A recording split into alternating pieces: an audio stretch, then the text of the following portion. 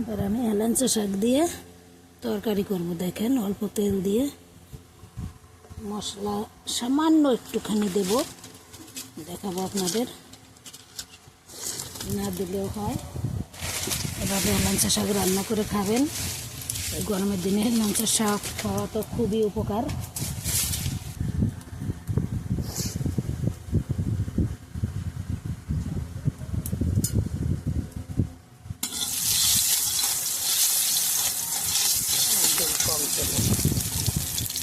কম মশলায় রান্না খাওয়ার, আজকাল তো ডাক্তারই বলে কম তেল মশলা খেতে।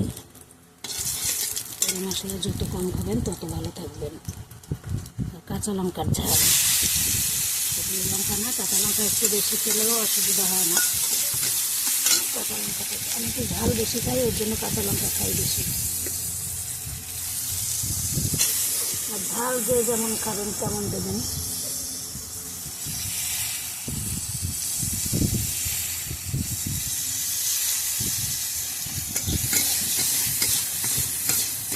ঝালটা আমি এর মধ্যে দেবো না, তার কারণ আমার কাশি আছে, অ্যালার্জির কাশি আছে। ঝালটা দিলে কাশি হবে, আমি ঝালটা পরে দেবো।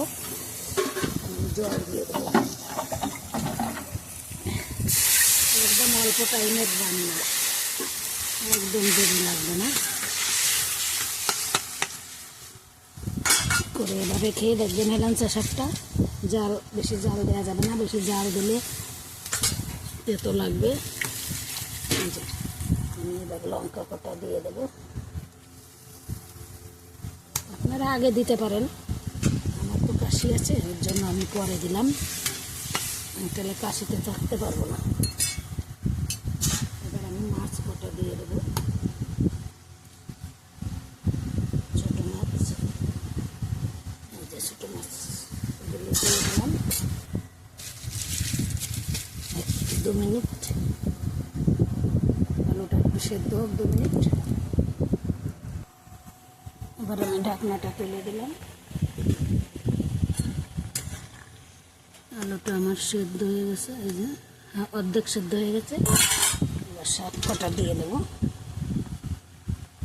এই যে আমি হেলাঞ্চা শাকগুলো দিয়ে দেবো।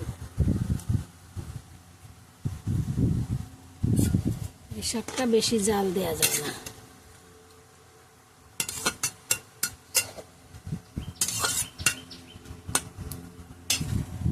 বেশি জাল দেওয়া যাবে না, অল্প জালে।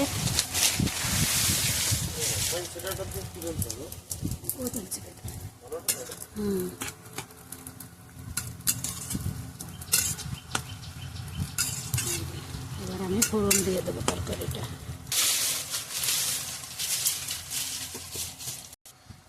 জিরে ফোড়ন দিয়ে দিলাম, আর একটুখানি রসুন দেবো।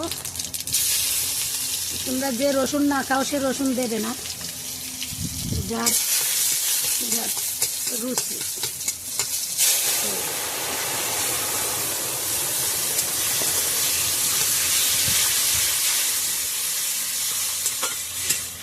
হয়ে গেল একদম কম তেল, মশলা না, তেল একদম কম। এই যে এইটুকু মশলা দেবো, এই দেখো এইটুকু, শুধু জিরে বাটা। ডাক্তার আজকাল এখনকার ডাক্তাররা বলে তেল খাওয়া না, মশলা খাওয়া না, ঝাল খাওয়া না। তো এই যে আমার তরকারি হয়ে গেছে।